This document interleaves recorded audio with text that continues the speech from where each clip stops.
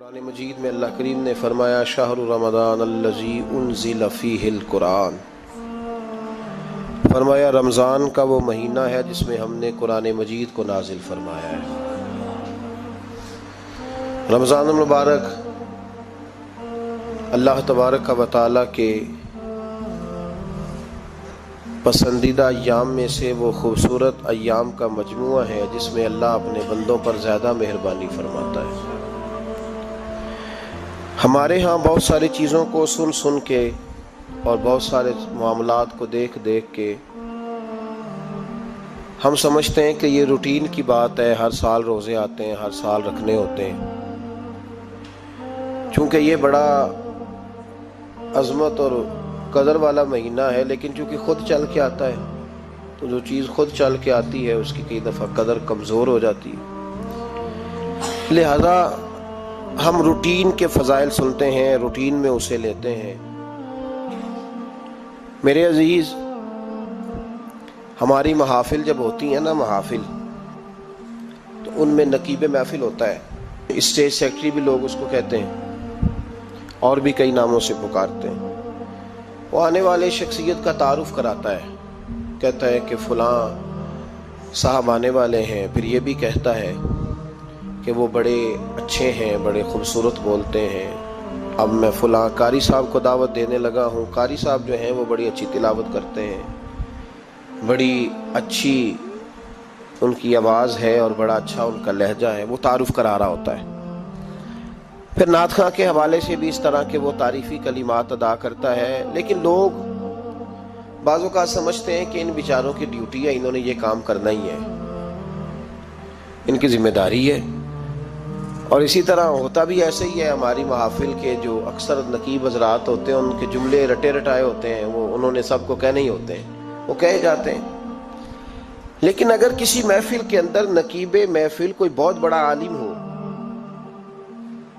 بہت بڑا محدث ہو، شیخ الحدیث ہو، یا کسی خانقاہ کا کوئی صاحب تقوی صالح مسند نشین ہو، اگر وہ کھڑا ہو کے کہے کہ جناب آج میں آپ کو تعارف کرانے لگا ہوں ایک بہت بڑے علامہ، ایک بہت بڑے صوفی آ رہے ہیں، پھر ہم سمجھ جائیں گے کہ جس کی ہمارے حضرت تعریف کر رہے ہیں وہ کوئی بڑا ہی اچھا آدمی ہے۔ پھر ہم سمجھیں گے نہیں، یہ روٹین کی گفتگو نہیں ہو رہی، یہ وہ رسم نہیں جو روز ادا ہوتی ہے، اس میں کچھ انفرادیت ہے، کچھ تخصیص ہے، کچھ اس کے اندر چیزیں زیادہ ہیں۔ وہ پھر انفرادی طور پر ہم تھوڑا سا اس کو زیادہ درجہ دیں گے۔ نہیں، حضرت جی کہہ رہے تھے آج میں نے قبلہ سے سنا ہے، آج فلاں شیخ اور صوفی نے فلاں کی تعریف کیا تو بات کچھ زیادہ ہوگی۔ میرے بھائیوں، مثال دی ہے آپ کو سمجھانے کے لیے کہ رمضان المبارک وہ عزت اور عظمت والا مہینہ ہے جس کا تعارف کسی عام آدمی نے نہیں، رب کریم کے قرآن نے بیان فرمایا ہے اور میرے مصطفیٰ کریم کی زبان اطہر نے بیان فرمایا ہے۔ لیکن آنے سے پہلے بخاری مسلم میں حدیث ہے، حضرت سلمان فارسی رضی اللہ تعالیٰ عنہ کہتے ہیں رمضان شروع ہونے سے پہلے نبی پاک نے ہمیں مسجد میں بلایا اور خطبہ ارشاد فرمایا باقاعدہ، اور ارشاد فرمایا لوگو تم پر ایک مہینہ آنے والا ہے جس میں اللہ اپنے بندوں پر خاص قسم کی رحمتوں کا نزول فرماتا ہے۔ خود رسول پاک نے ہمیں کس قدر زیادہ اس مہینے کا اکرام کرنا ہے اور کس قدر زیادہ اس کو اہمیت دینی ہے اور کس قدر زیادہ ہمارے لیے وہ باعث عظمت ہے کہ جس مہینے کے فضائل خود رسول پاک علیہ السلام نے بیان فرمائے، اور نبی پاک صلی اللہ علیہ وسلم نے فرمایا کہ اس مہینے میں تم نفل پڑھو گے تو اللہ فرض کے برابر ثواب عطا فرمائے، اور فرض کا ثواب اللہ 70 گنا عطا فرمائے۔ کتنا؟ بولیے۔ اچھا ہوتا پتہ کیا ہے؟ ہمارے ہاں لوگوں کو پتہ چل جائے نا فلاں کاروبار آج کل زیادہ صحیح چل رہا ہے تو سارے لوگ وہی کاروبار شروع کر لیتے ہیں۔ سی این جی کچھ دنوں بڑی زبردست تجارت ہوتی تھی، تو میرا خیال ہے کہ ہر کلومیٹر پر اللہ ماشاءاللہ سی این جی نظر آتی تھی۔ اب لوگوں نے سمجھ لیا ہے کہ شاید کھانا کھانے کا لوگوں کا مزاج زیادہ ہے، تو ہم جس چوک میں کھڑے ہوتے ہیں، جس جگہ جاتے ہیں، وہاں لوگ سب سے پہلے بتاتے ہیں کہ یہاں فلاں ہوٹل بڑا معروف ہے، اس پہ آپ کو کھانا کھلائیں گے۔ تو اب ہر آدمی نے ہوٹل کھول لیا، بلکہ اللہ تعالیٰ معاف کرے، ہمارے ہاں تو تعلیم بڑی اچھی تجارت ہے۔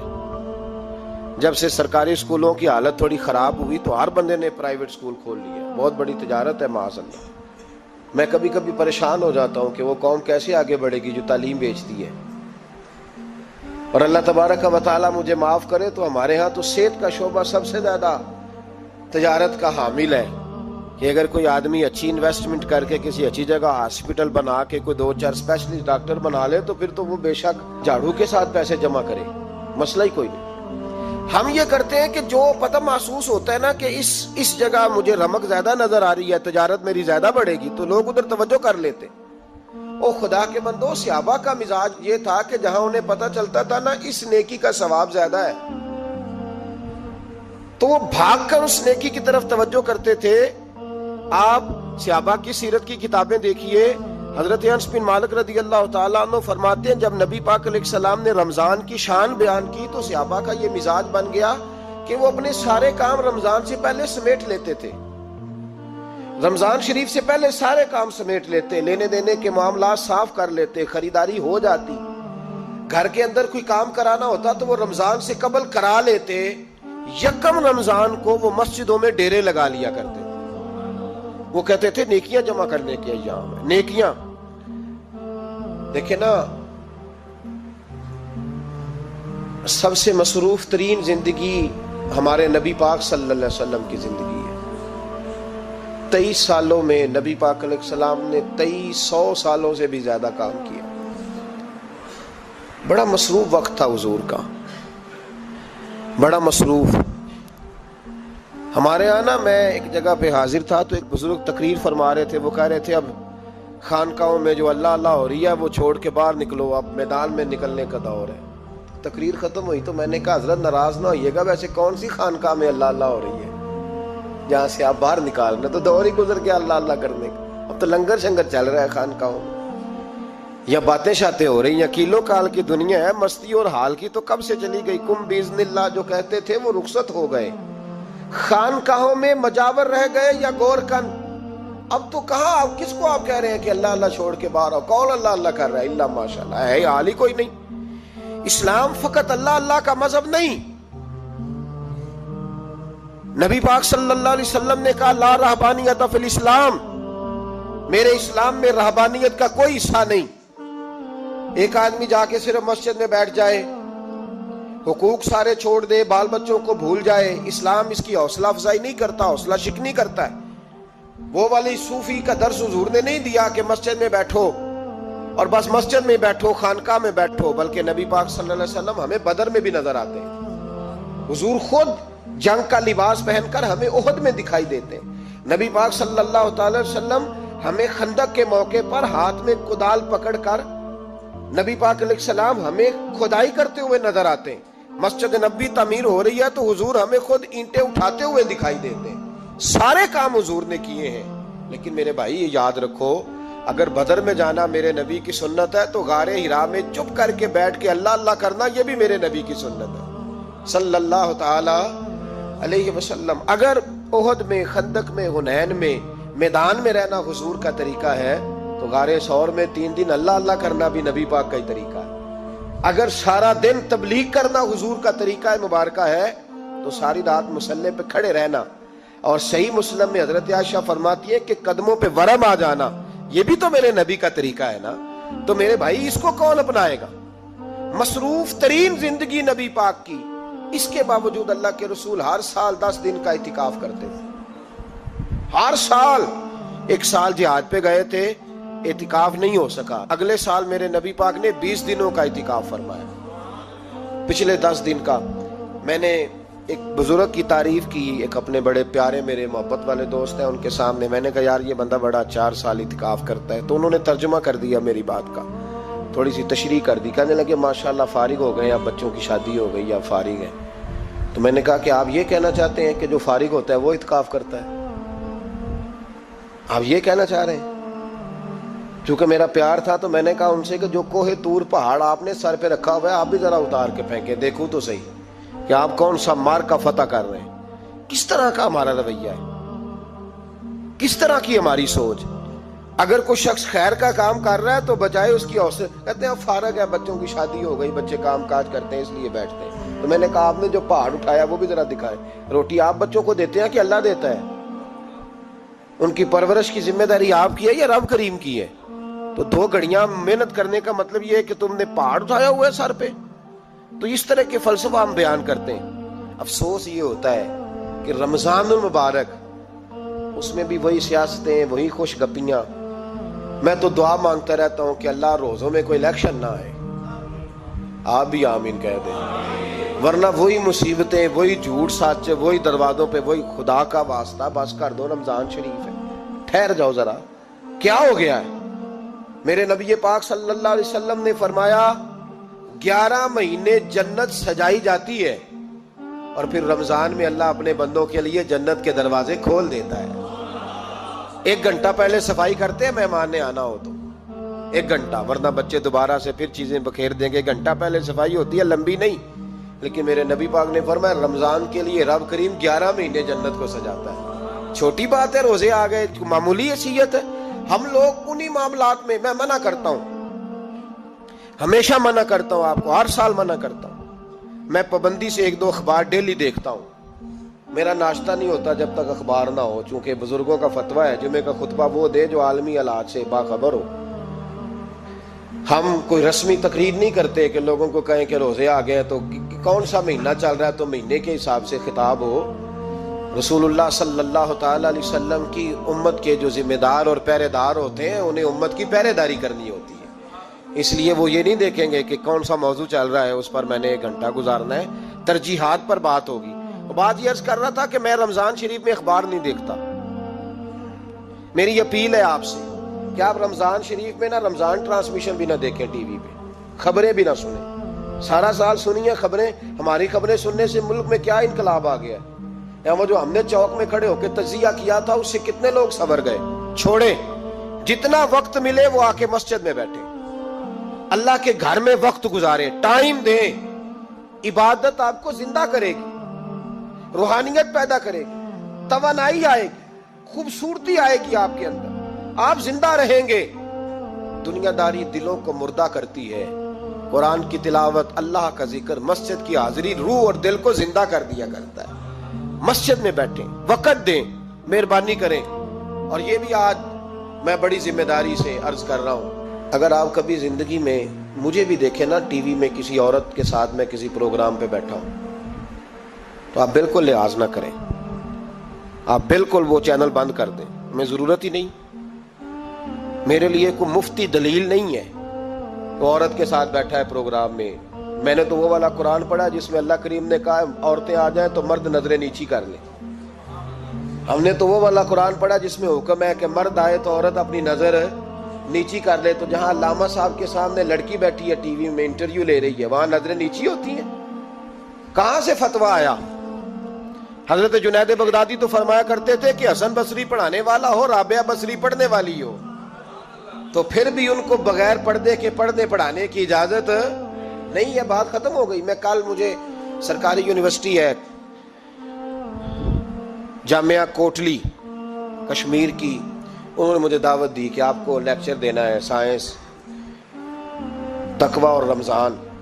تو اسٹوڈنٹس ہوں گے، کچھ پروفیسر ہوں گے. تو میں نے کہا کہ اتنے بڑی جگہ آپ نے مجھے بلا لیا، یونیورسٹی لیول کے طلباء تو بڑے آگے جا چکے ہوتے ہیں. چلیں خیر، میں وہاں حاضر ہوا. جب میں پہنچا تو ایک پروفیسر صاحب مجھ سے کہنے لگے کہ لڑکیاں بھی ہیں. تو میں نے کہا کہ ٹائم دیتے وقت آپ سے گزارش کی گئی تھی کہ لڑکیاں نہیں ہونی چاہیے.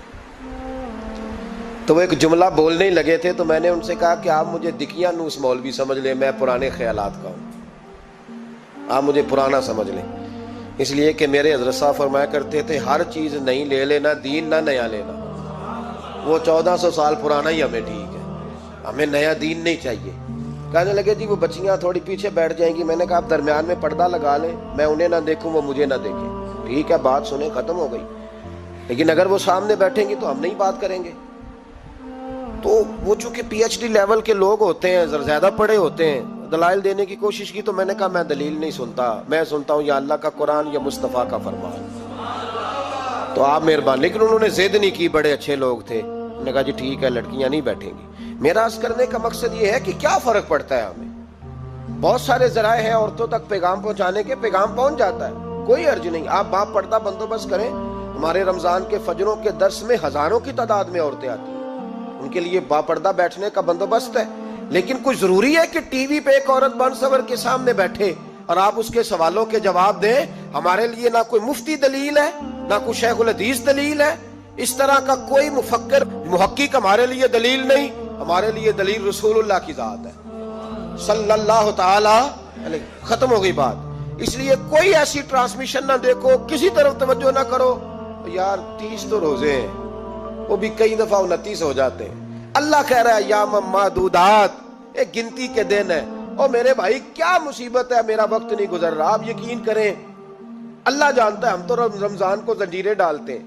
یہ کام بھی رہ جاتا ہے, رمضان گزر جاتا ہے. یہ بھی رہ جاتا ہے, رمضان گزر جاتا ہے. یہ بھی نہیں ہو پاتا رمضان, پتہ نہیں کس وقت روزے آتے ہیں, کب نکل جاتے ہیں. کہتے ہیں میرا وقت نہیں گزرتا تو میں ٹی وی دیکھتا ہوں. قرآن سارا پڑھ لیا ہے, حدیثوں کا مطالعہ ہو گیا, اپنی آخرت کے لیے نفل سارے پڑھ لیے, تسبیحات ساری ہو گئی. جو اب ٹائم نہیں گزرتا تھا تو ٹی وی پہ جا بیٹھے. کدھر چلے گئے ہم؟ علامہ اسماعیل حقی نے حدیث لکھی, حضرت عائشہ صدیقہ رضی اللہ تعالیٰ عنہ فرماتی ہیں, تفسیر روح البیان میں موجود ہے. کہتی ہے ایک دن حضور اچانک میرے ساتھ آرام فرماتے بستر سے اٹھے نکل گئے. ہمیشہ نبی پاک علیہ السلام کا طریقہ مبارکہ تھا, جب رات کو تہجد کے لیے اٹھتے تو کہتے ابو بکر کی بیٹی حق تیرا ہے, وقت تیرا ہے, پر اگر تو اجازت دے تو میں اپنے اللہ کو راضی کر لوں. آج حضور نے پوچھا ہی نہیں, بستر سے اٹھے چلے گئے. کہتی میں اٹھی, میں نے دائیں بائیں دیکھا, محبوب نظر نہ آئے. حضور کی تامد استعمال شدہ پڑی تھی, وہ تامد میں نے اٹھا کے اوڑھ لی اور میں نکل گئی حضور کو تلاش کرنے. کہتی ہیں جب میں باہر گئی مسجد نبوی شریف کے ساتھ جنت البقیع کی جانب, نبی پاک سجدے میں تھے. کہتی ہے میں گئی, تھوڑی دیر کھڑی ہوئی, حضور نے آہٹ سنی تو پوچھا تو کون ہے؟ میں نے کہا میں عائشہ ہوں.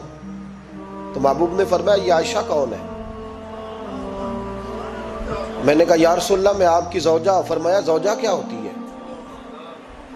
یا رسول اللہ میں ابو بکر کی بیٹی. تو نبی پاک نے فرمایا یہ ابو بکر کون ہے؟ حضرت عائشہ کہتی ہے میرا کلیجہ پھٹنے کو آیا, میں وہاں سے پریشان حال واپس آئی. جب میں گئی تھی تب بھی ہلکی ہلکی بارش تھی, واپس لوٹی تو پھر بھی ہلکے ہلکے قطرے بارش کے گر رہے تھے. میں آ کے ہامتی کامتی بیٹھ گئی. تھوڑی دیر گزری تو نبی پاک تشریف لے آئے. تو حضور صلی اللہ تعالی علیہ وسلم نے مجھے پریشان دیکھا تو کہا عائشہ کیا ہوا؟ کہا حضور آج وہ ہوا ہے جو کبھی نہیں ہوا. یا رسول اللہ میں پریشان ہو گئی. حضور عجیب بات ہے, میں گئی ہوں, آپ نے پوچھا کون ہے تو میں نے کہا میں عائشہ. کا عائشہ کون؟ آپ کی زوجہ. فرمایا زوجہ کون؟ ابو بکر کی بیٹی. کا ابو بکر کون؟ اور پھر حضور میں گئی ہوں تو میرے کپڑے بھیگ گئے, آپ آئے ہیں تو کپڑے خشک ہیں, سمجھ نہیں آئی. تو لفظ سنو حدیث کے, نبی پاک نے فرمایا عائشہ لی مع اللہ وقت, میرا اپنے اللہ کے ساتھ ایک وقت ہوتا ہے. کس کے ساتھ؟ آج میرا دوستوں کے ساتھ وقت ہے, آج میرا گھومنے کا وقت ہے, آج میرا خوش گپیوں کا وقت ہے, آج میرا سیاحت کا وقت ہے, آج میرا پکنک کا وقت ہے. میرے نبی پاک نے فرمایا لی مع اللہ وقت, عائشہ میرا اپنے اللہ کے ساتھ, میرا اپنے اللہ کے ساتھ ایک وقت ہوتا ہے. اس وقت نہ وہاں کوئی فرشتہ آ سکتا ہے, نہ کوئی نبی اور مرسل آ سکتا ہے. جب فرشتہ اور نبی نہیں آ سکتے تو عائشہ اور ابو بکر کیسے آ سکتے ہیں؟ تو کہا یا رسول اللہ پھر وہاں ہوتا کون ہے؟ تو حضور فرمانے لگے ایک میں ہوتا ہوں, دوسرا میرا رب ہوتا ہے, تیسرا کوئی موجود نہیں ہوتا. امت کو درس دیا, ایک وقت 24 گھنٹوں میں ایسا لایا کر جس میں تو اپنے رب کو دکھڑے سنائے, جس میں تو دعائیں مانگے, جس میں تو عرض و نیاز کرے, جس میں تو اپنے گناہوں کی معافی چاہے. اعلیٰ حضرت کے والد گرامی سے کسی نے پوچھا, مولانا نقی علی خان صاحب سے, کہ حضرت جی فرعون 500 سال ہی حکومت کر گیا, 500 سال ہی حکومت کر گیا, اللہ کا مقابلہ کرنے والا پکا کافر بے ایمان. تو آپ فرمانے لگے ملا رومی کی وہ کتاب پڑھو مثنوی, جس میں انہوں نے لکھا ہے کہ جب ساری دنیا سو جاتی تھی تو فرعون اٹھ کے مصلے پہ بیٹھتا تھا, کہتا تھا یا اللہ معاف کر دے, رب تو ہی ہے, گناہگار بڑا ہوں پر مہربانی کر. روز معافیاں مانگتا تھا تو رب کریم کی قدرت نے مہلت دی کہ روز توبہ کرتا ہے, چلو ایک دن سچی بھی کاری جائے تو اچھا ہے. اللہ نے مہلت دی. اور میرے بھائی اگر تو روز رات مصلے پہ بیٹھے تو تجھے مہلت ملے, عذاب نہ ہے. اگر تو اپنے رب کے ساتھ تنہائی کرے تو اللہ تجھے مہلت دے, سزا نہ دے.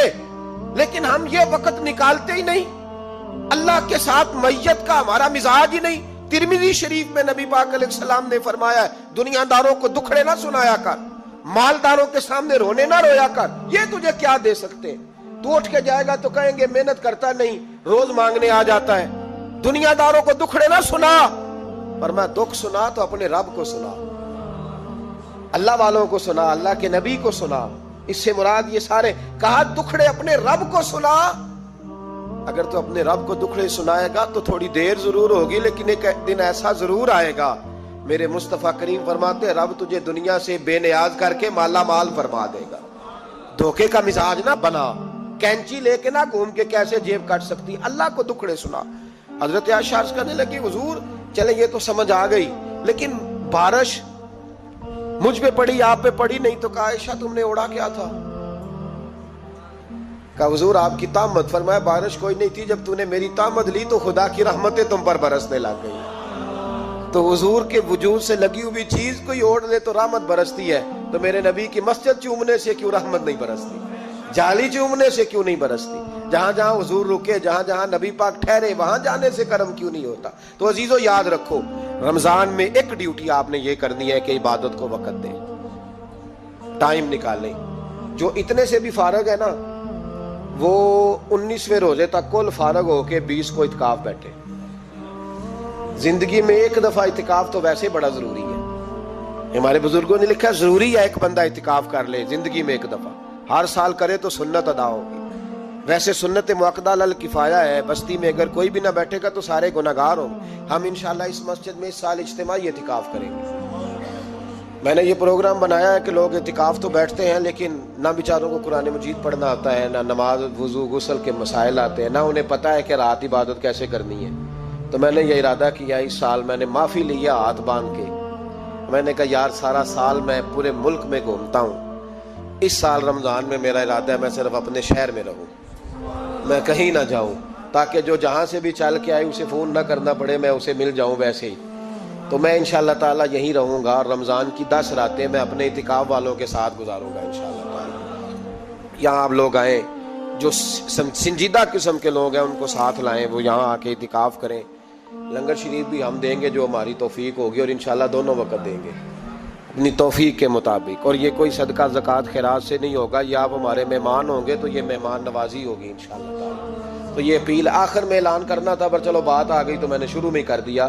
یہاں ہم مقدور بھر کوشش کریں گے آپ کے لیے اجتماعی اعتکاف کا بندوبست، ہمارے جو دیگر طلباء علماء ہوں گے وہ بھی آپ کے ساتھ وقت گزاریں گے، وضو غسل نماز کی چیزیں سکھائیں گے، آپ کو قرآن مجید پڑھنا پڑھانا سکھائیں گے۔ 10 دنوں میں جو ممکن ہو سکے گا ہم انشاءاللہ تعالیٰ کریں گے۔ تو اعتکاف میں وقت دیں۔ دوسرا کام آپ نے یہ کرنا ہے رمضان شریف میں کہ قرآن پاک زیادہ سے زیادہ پڑھنا ہے، پڑھیں گے انشاءاللہ۔ اگر آپ ناراض نہ ہوں تو ہم نے قرآن مجید پڑھنا بالکل ہی چھوڑ دیا، قرآن پاک کھلتا ہی نہیں، توجہ ہی نہیں، مزاج ہی نہیں، سارا دن بیت جاتا ہے، قرآن مجید نہیں کھلتا، قرآن مجید نہیں پڑھا جاتا۔ ایک شخص مجھ سے ملنا چاہ رہے تھے، مسجد نبوی شریف میں حاضر تھا، تو وہ ایک دفعہ آئے گزر گئے، میں قرآن شریف پڑھ رہا تھا، پھر آئے تو گزر گئے قرآن شریف، تیسری دفعہ پھر آئے تو کہنے لگے آپ نے کتنا کو پڑھنا ہے؟ میں نے ان سے کہا کہ مہربانی کرو مجھے دعا دو کہ اللہ مجھے پڑھتا ہی رکھے، آپ نے یہ کیا لفظ ادا کر لیے کہ کتنا کو پڑھنا ہے؟ خدا کے بندو یہاں کام کیا ہے؟ اگر تلاوت بھی نہیں کرنی تو کرنا کیا ہے؟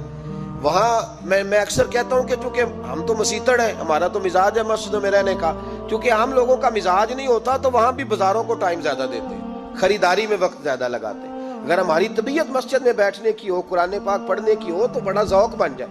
قرآن مجید امام اعظم ابو حنیفہ امام اعظم رمضان شریف کے اندر 61 قرآن مجید پڑھا کرتے تھے۔ کتنے؟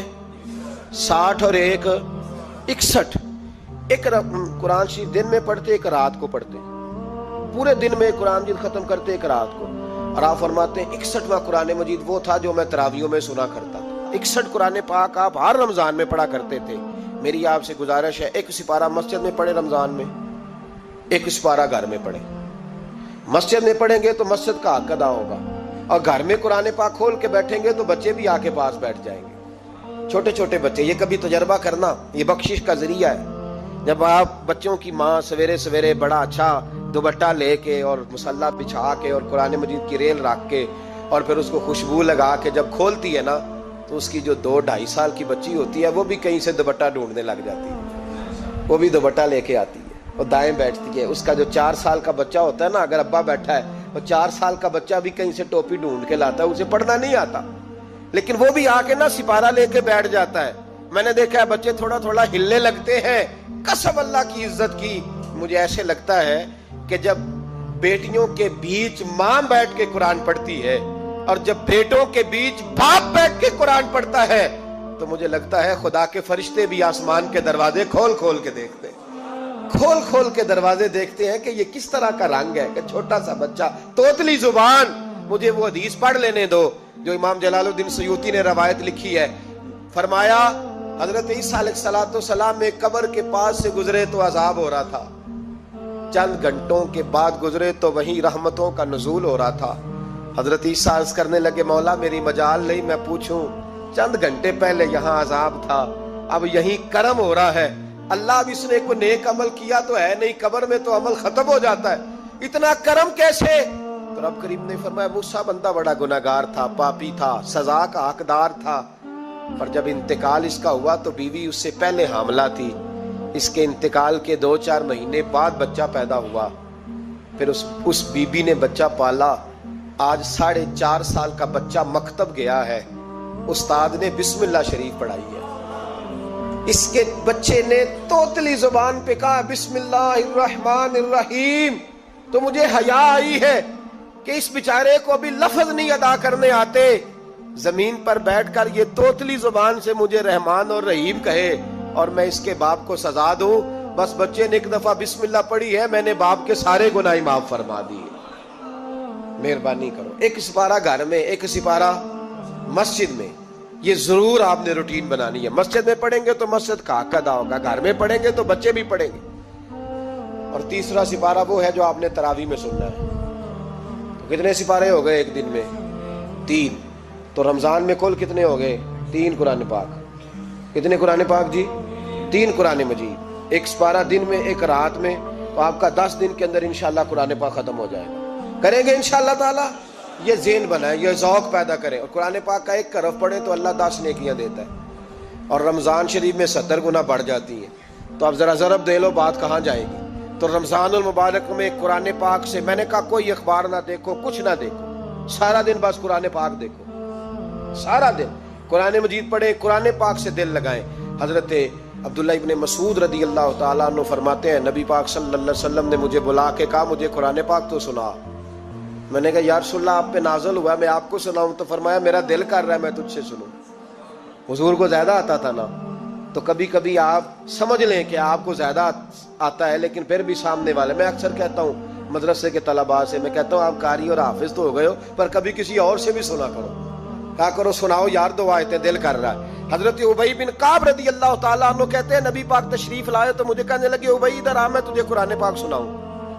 میں نے کہا یا رسول اللہ مجھے فرمایا مجھے اللہ نے حکم دیا ہے کہ میں تمہیں سناؤں۔ حضرت ابی رو کے کہنے لگے یا رسول اللہ رب کریم نے میرا نام لیا ہے؟ میں کہا وہ کہا؟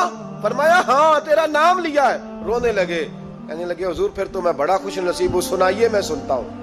تو حضور سننا بھی حضور کی سنت ہے، سنانا بھی نبی پاک کی سنت ہے۔ قرآن مجید کو سنیں۔ اور پھر یار دکھ کی بات ہے نا کہ پاسپورٹ کے دفتر تو میں 2.5 گھنٹے کھڑا رہوں، شناختی کارڈ کے لیے میں 1.25 گھنٹہ کھڑا رہوں، اور میں پہلی دفعہ سعودی عرب جاؤں تو امیگریشن کے لیے 2.5 گھنٹے بھی مجھے لائن میں لگنا پڑے تو میں لگا رہوں، دنیا داری کے لیے تو میں اتنا کھڑا رہوں، اور تراویح کے لیے مجھے 1 گھنٹہ نہ کھڑا ہوا جائے اور میں بہانے کرتا پھروں، تو پھر یاد رکھو وہ حضرت سیدہ اسماء کہا کرتی تھی نبی پاک نے مجھے کہا تھا اسماء اللہ کے راستے میں گن گن کے نہ دینا ورنہ وہ بھی تجھے گن گن کے دے گا۔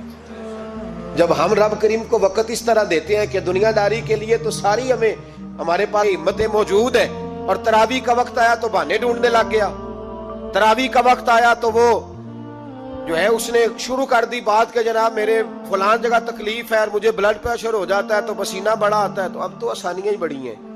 صحابہ کہتے ہیں جب ہم مسجد نبوی میں نماز پڑھنے جاتے تھے بارش ہوتی تھی تو مسجد میں پانی کھڑا ہوتا تھا، کیچڑ کھڑا بن جاتا تھا، تو ہم اپنی جھولیوں میں خشک مٹی ڈال کے لے جاتے تھے، اپنی اپنی جگہ بچھا لیتے مٹی، اور پھر ہم نماز پڑھتے تو ہمارے पेशानियों पर भी मिट्टी लग जाती। तो एक सियाबी झाड़ रहे थे तो नबी पाक ने फरमाया ना झाड़, जब तक चेहरे पे रहेगी फरिश्ते दुरूद भेजते रहेंगे।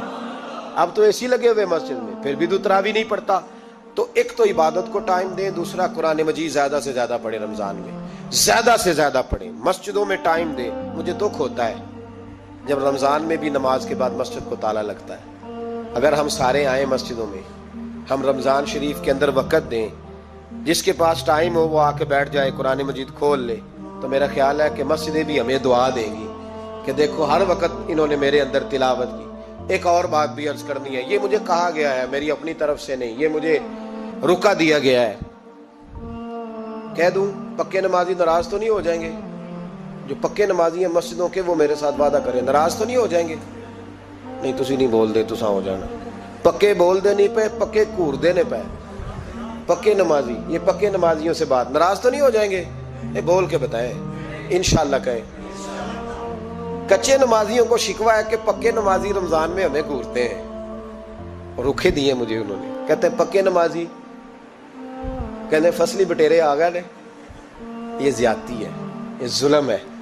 आप पक्के नमाजी हैं तो मेहरबानी करें, आप वो जो आपने साफ लाट कराई है ना अपने नाम पक्की, कि इत्थे मैं बहना रोज, तू किथों आ गया, ये छोड़ दें आप, मेहरबानी करें। ये अल्लाह का घर है, ये किसी के नाम रजिस्ट्री हो सकती। जो आया है ना बेचारा, चलो कभी कभी सही, मेहरबानी करें उसको टाइम दें, बैठने दें, कुछ नहीं होने लगा। और जब वो आए ना तो दुआ करें, जब उसको देखें तो कहीं अल्लाह ये आया है तो हमेशा आता ही रहे, उसको दुआ दें। मेहरबान, बच्चे शिकवा करते हैं, कहते हैं पक्के नमाजी सांस नहीं लेने देते मस्जिद में। और एक बात और, ये हजरत अली का कौल है, इसको दिल की तख्ती पे लिख लेना, दिल की तख्ती पे शेर खुदा की शेरों जैसी बातें। हजरत मौला अली शेर खुदा फरमाया करते थे, वो नेकी करने वाला अच्छा नहीं जो नेकी करके अकड़ जाता है और दूसरों को गुनाहगार समझता है, वो नेकोकार अच्छा नहीं। फरमाया करते थे, इससे वो गुनाहगार अच्छा है जो गुनाह करके कम से कम शर्मिंदा तो होता है ना। फरमाते हैं जो गुनाह करके शर्मिंदा हो वो ज्यादा अच्छा है उससे जो नेकी करके अकड़ जाए। तो थोड़ी सी नेकी करके, परहेजगारी करके सारी दुनिया को गुनाहगार समझने लग जाना, ये तो बुत पैदा कर लिया है तूने अपने अंदर। इस बुत को तोड़ दे। पता नहीं कौन कब आए और अल्लाह का वली बन जाए। कोई आया लेके चला गया, कोई उम्र भर भी ना पा सका। मेरे मौला तुझसे गिला नहीं, ये तो अपना अपना नसीब है। तो मेहरबानी करें पक्के नमाजी, थोड़ी शफकत करें। ये मैं सबसे नहीं कह रहा, जो घूरते हैं सिर्फ उनसे कह रहा हूँ। कुछ पक्के नमाजी हैं तो अल्हम्दुलिल्लाह दिल के भी बड़े पक्के हैं, सोच के भी बड़े पक्के, अच्छे हैं, खूबसूरत लोग। लेकिन कुछ ऐसे लोग हैं, हमारे शहर के एक डॉक्टर साहब हैं, मैंने कहा आप नमाज मस्जिद में पढ़ा करें। उनकी उम्र काफी ज्यादा हो गई है, तो कहते हैं हजरत मैं पढ़ूंगा इंशाल्लाह। उनको मैंने दवाई लेने गया तो वहां भी मैंने बात शुरू कर दी। मैंने कहा आप मेहरबानी करें, कहते मैं आऊंगा। कुछ दिनों के बाद मैंने उस मस्जिद में नमाज पढ़ी और खास करके पढ़ी कि ये टाइम है। मैंने फोन किया कि डॉक्टर साहब आप नजर नहीं आए, तो कहते हैं सब नाराज ना हो जाए। नमाजी मुझे कहते थे खैर है डॉक्टर साहब, कहीं गलत जगह तबादला तो नहीं हो गया, कोई मुसीबत तो नहीं आ गई? तो कहते मुझे शर्म सी आती है कि नमाजी इस तरह, वैसे भी मैं गया नहीं, 60 साल उम्र हो गई, तो अब नमाजी तो ये आप क्या कर रहे हैं? हम कोई अल्लाह की रहमत के मुंशी हैं क्या हमसे पूछ के वो देगा जिसको देगा? क्या करते हो? ओ भाई, हजरत बायजीद बुस्तामी रहमतुल्लाह ताला अलैह जैसे लोग कहा करते थे जिन्होंने सारी जिंदगी झूठ नहीं बोला, हराम नहीं खाया। फरमाते थे अल्फन कहता हूं, बालिग होने के बाद नमाज कज़ा नहीं की, लेकिन फिर भी कहा करते थे दुआ मांगो मेरा रब मुझसे हिसाब ना पूछ ले। हिसाब वाला नहीं हूं मैं, दारगुजर वाला हूं। अदल करें ते थर थर कंबन उच्चियां शाना वाले, ये तू फजल करें ते बख्शे जामन मेरे जय मुंह काले। तो मेहरबानी करें, आगे चले। रमजान शरीफ में सखावत करनी है। हजरत अनस बिन मालिक रदी अल्लाह ताला अन्हु फरमाते हैं जिस तरह तेज आंधी चलती है, जरा मिसाल देखें सहाबी की कितनी खूबसूरत। फरमाते हैं जिस तरह तेज आंधी चलती है ना, इस तरह रमजान में मेरे नबी की सखावत चला करती थी। नबी पाक हर साइल को देते, जो कैदी बंद होते ना, कैदी जंग के कैदी कुफार, हुजूर उन्हें भी आजाद कर देते रमजान। फरमाते जाओ तुम्हें आजाद किया, सखावत करें। और मेरा मशवरा है इस दफा गरीबों से गरीब सखावत करें। नुस्खा दे रहा हूं अमीर होने का, तू सखी हो जा, रब करीम तुझे अमीर कर देगा। सखी बन जा। माला वाले सखी नहीं होंगे ते सखियां कोल माल नहीं होंदा। ਇੱਥੇ ਉੱਥੇ ਦੋਵਾਂ ਜਹਾਨ नहीं, सखी कंगाल नहीं होता। सखी बन जाओ। मेरे नबी पाक अलैहिस्सलाम ने फरमाया बंदा कभी भी जेब का सखी नहीं होता, सखी वही होता है जो दिल का होता है। गरीबों को मेरा मशवरा है कि 10 रुपए दो, लेकिन रमजान में रोज देना, हर शाम देना। गरीबों को साथ बिठाओ, रोटियां खिलाओ, इफ्तारियां कराओ, गरीबों के घरों के अंदर सूट पहुंचाओ, मदारस के तालिब इल्मों को कपड़े खरीद के दो। जो कुछ नहीं दे सकता वो एक मिसवाक ला के दे। ड्यूटी करो, अपने दाएं बाएं गरीबों का ख्याल रखो। जिन घरों में अक्सर देखते हो कि दाल का शापर जाता है, वहां रमजान शरीफ में सुबह सुबह गोश्त पहुंचाओ। मेहरबानी करो। गरीब गरीब अमीर तो किसी को तब देगा जब उसने वोट लेने होंगे। वो तो वहां ज़कात देगा जहां से उसे पता होगा कि मेरी तारीफ अच्छी होगी। वो तो मस्जिद में उस वक्त खर्च करेगा जब उसका नाम बाहर बोर्ड पे लिखा जाएगा। गरीबों, तुमने जुल्म किया है। अगर तुम अपनी 4 गरीब भाई मिल के एक गरीबनी बहन का ख्याल रखते तो उस गरीबनी को मोहल्ले के चौधरी के पास ना जाना पड़ता। अगर 4 गरीब भाई एक गरीब भाई का ख्याल कर लेते, थोड़े थोड़े जो साहिब बेसियत थे, तो वो मजबूर ना होता। मेहरबानी करो।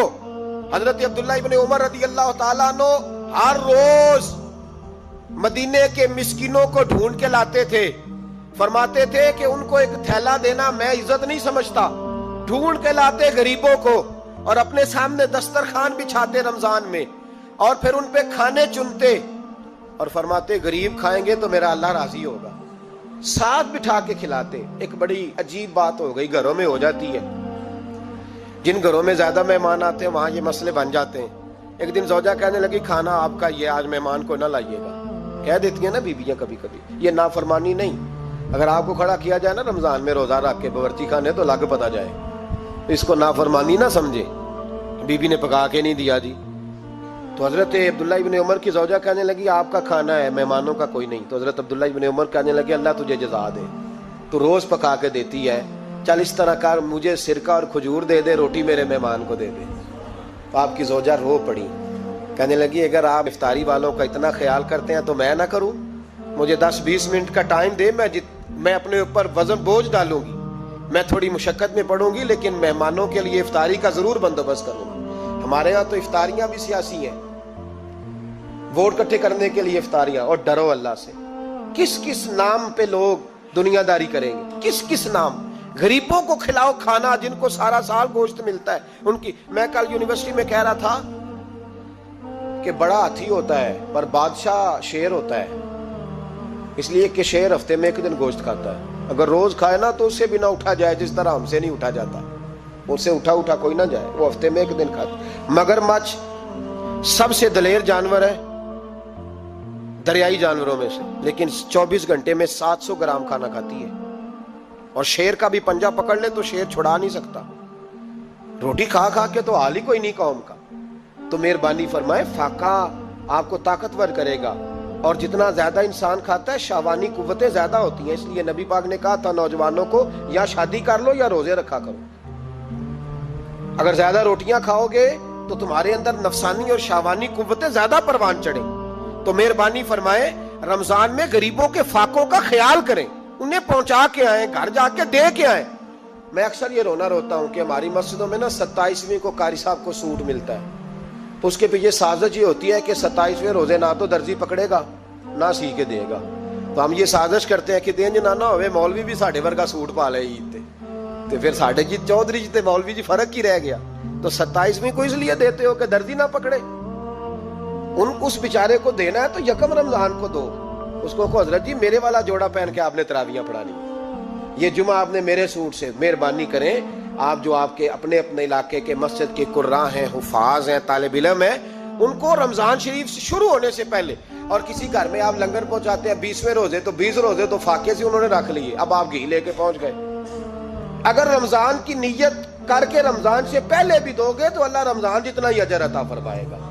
फतराना यकम रमजान को दे दो, मेहरबानी करो, ताकि गरीब के घर के अंदर चूल्हा सही जले, उसके बच्चे भी खाना सही खाएं। मेरी ये गुजारिश है कि अगर आपने किसी गरीब की बच्ची को कपड़ा लिबास और गरीबों को कुछ लेके देना है तो रमजान से पहले लेके दें, ताकि दर्जियों का रेट कम हो, वो काम जो है वो जल्दी हो जाए। और मेरी गुजारिश है मुसलमानों से कि अपने सारे काम रमजान से पहले समेट लो।